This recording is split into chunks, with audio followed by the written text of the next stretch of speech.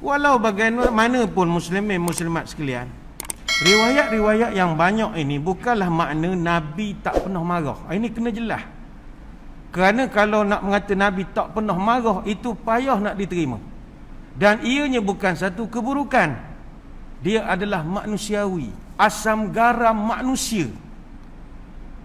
Ada atau tidak riwayat-riwayat sahih Nabi marah? Ada. Sebagai contoh, kita melihat Nabi sendiri terlibat dalam 101 operasi peperangan.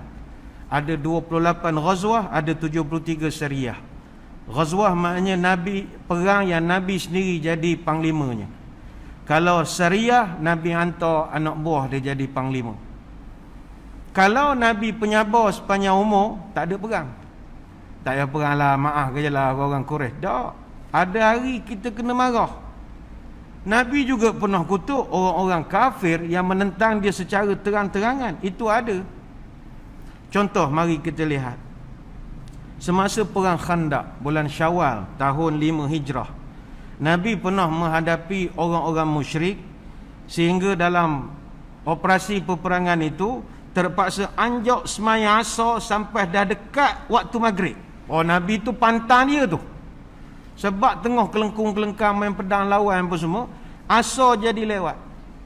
Maka kata Nabi, mala Allahu quburahum wa buyutahum nara kama syaghaluna 'anis salatil wusta hatta ghabatis syamsu. Semoga Allah membakar rumah mereka dan kubur mereka dengan api, kerana mereka telah menyebabkan kita tak dapat nak semayang wusta, semayang asar, sampai matahari hampir terbenam. Hadis riwayat Imam Bukhari. Kalau dia sabar je lah. Sabar je lah, tak apalah. 6.45 tak apa, main asar. Tak, Nabi marah. Nabi marah. Asar gelap sangat, subuh cerah sangat. Pantam betul dia. Dalam riwayat yang lain, Nabi pernah dalam hadis sahih, dia marah pada seorang laki-laki nama Musailamah Al-Kazzab. Musailamah ni tuan-tuan, dia ni masalah betul. Dia ni gila kuasa. Dia orang politik, dia gila kuasa. Dia umur panjang 150 tahun. Umur dia panjang. Betul ke tuan-tuan, nak panjang umur gila kuasa. Lama hidup, 150 tahun. Dia mengaku jadi Nabi bukan lepas daripada Nabi wafat. Masa penghujung usia Nabi, Nabi masih ada. Dan dia ramai pula pengikut. Dan Nabi marah pada dia. Nabi utus surat pada Nabi yang menulis nama dia, yang mengarahkan tulis nama dia Musailamah Al-Kazzab. Itu bukan gelaran kita, Nabi beri ke tu. Musailamah kuat pedoah, kata Nabi, kuat menipu. Dan para sahabat memerangi Musailamah dan pasukannya ni di zaman Sayyidina Abu Bakar As-Siddiq dalam perang Yamamah tahun 11 Hijrah lepas Nabi wafat. Dan yang istimewanya, dia mati dibunuh oleh Wahsy, yang mana Wahsy adalah orang yang sama dalam perang Uhud telah membunuh pak saudara Nabi. Itu dia nak tuntut balik. Dia masuk Islam, dia akan buat sesuatu yang berjasa. Dan ada setengah mengatakan dengan tombak yang sama juga dia telah membunuh Musailamah Al-Kazzab. Musailamah ni tuan-tuan, kalau Nabi nak main pemaaf, nak belapan dada, nescaya tak adalah riwayat-riwayat yang menunjukkan Nabi penuh angin dengan dia. Mau tak angin, Musailamah ini dia beragas nak jadi Nabi. Maka bila dia nak jadi Nabi, orang ngejek ke dia, awak nak jadi Nabi, awak ada wahyu. Orang syarat nak jadi Nabi kena ada wahyu. Dia kata saya ada wahyu. Dia mendakwa dia dapat wahyu pula daripada Tuhan.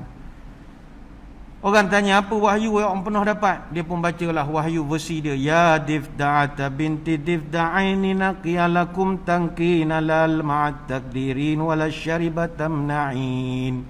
Orang gelak lah dengar wahyu dia. Wahai katak betina dari dua pasang katak, bersihkanlah apa yang kamu kotorkan, jangan kotorkan air, jangan halang orang minum. Orang tak faham wahyu ni cerita apa, tapi dia beragah. Dia buat ayat yang lain, walailid damis wa zibal hamis ma qata'at asadun min ratbin wala yabisin. Demi malam yang gelap gelita, demi serigala yang berdengkur, demi apa yang dipotong oleh singa, sama ada benda basah atau benda kering. Orang semua tak faham. Konon dia nak wahyu tu macam bahasa yang bombastik, macam sajak. Tapi tak ada, orang bahan gelak saja ke dia. Pernah sekali Musailamah ni, setengah riwayat menyebut mengikut dia ramai, 40,000 orang. Jangan main-main, dia buat parti baru, 40,000 ahli dia dapat. Ingatkan tak kuat. Ramai masuk air sama itu. Jadi bila dia rasa dia gagah, dia hantar satu wakil jumpa dengan Nabi, nak tubuh kerajaan perpaduan. Sebab dia anggap saya ada kekuatan, awak ada kekuatan, nak kelahi buat apa? Jom kita bergabung, kita perintah sama-sama. Dia hantar satu orang utusan, dua orang utusan. Nabi pun ra'ilah, tetamu. Sembang-sembang Nabi tanya, awak berdua ni percaya ya ke Musailamah tu macam-macam? Dia buat wahyu mengarut bagai-bagai. Oh, dia sekolahkan pula Nabi. Yang utusan dua orang ni pun cerita, inilah ajaran begini bagus begini. Dia tazkirah pula ke Nabi. Maka ketika itu adakah Nabi senyum? Tak. Kata Nabi, amma wallahi laula anna rusula la tuqtalu la darabtu a'naqakuma. Kata Nabi, demi Allah, seandainya kalaulah saya ni dilarang bunuh wakil atau duta atau utusan, nescaya saya dah kerat leher awak berdua dah. Ni hadis riwayat Imam Abu Dawud. Boleh je Nabi nak senyum, Nabi gosok-gosok, tak apalah, kisahlah aku Musailamah. Tak. Tai orang kurang hajar, kita kurang hajar. Ada masanya kita kurang hajar. Dalam satu riwayat yang lain, ni nak ceritakan kemarahan Nabi. Pernah baginda Nabi SAW hendak bakar rumah orang yang tak datang masjid semayang. Tuan-tuan, kita jaga masjid, kita tak tergamak nak bakar rumah anak Korea kita tak datang semayang. Nabi punya marah, dia pernah nak membakar rumah sahabat yang tak datang semayang berjemaah di masjid. Wallazi nafsi biyadihi laqad hamamtu anna amura bihatabin fayahtaba thumma amura bis salati fayu'adzana laha. Demi Allah, kata Nabi, aku memang dah nak suruh engkau kumpul kayu bakar, kemudian bakar rumah orang yang bila azan berkumandang dia tak nak datang semayang. Aku geram betul, kata Nabi. Artinya ada dalam keadaan tertentu Nabi marah, terutama kalau benda-benda itu melibatkan agama. Sebab itulah pada muslimin muslimat kita menyeru, datanglah semayang di masjid.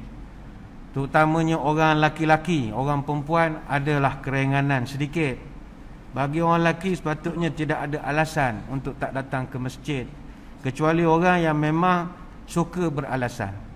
Macam kami masjid negeri, buatlah insentif macam-macam pun, tinggal tak buat cabutan bertuah je lagi untuk nak menggalak orang datang. Gerang nak buat cabutan bertuah, bawah tikar tu letak RM10 sebagai contoh. Sebab orang sentiasa beralasan, malas datang masjid, payah kena cocok dua dos lah, dua dah lah, macam-macam. Gedebung-gedebak, tak ada pun peraturan dua dos di negeri Pahang. Kita ajak, tak datang juga.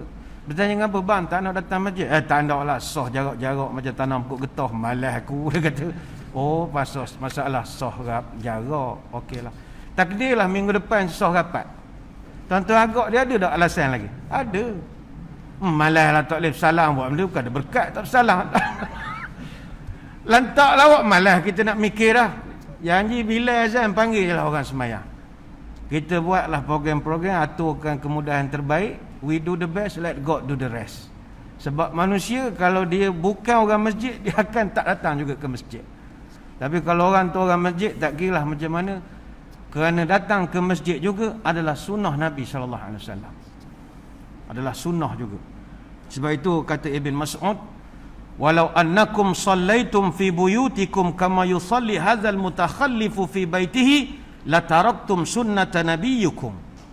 Kalau kamu semayang di rumah kamu, maka kamu telah meninggalkan petunjuk Nabi kamu ataupun sunnah Nabi kamu. Dan siapa yang taraktum sunnata nabiyikum la dalaltum, siapa yang tinggalkan sunnah Nabi pasti sesat, kata Ibn Mas'ud.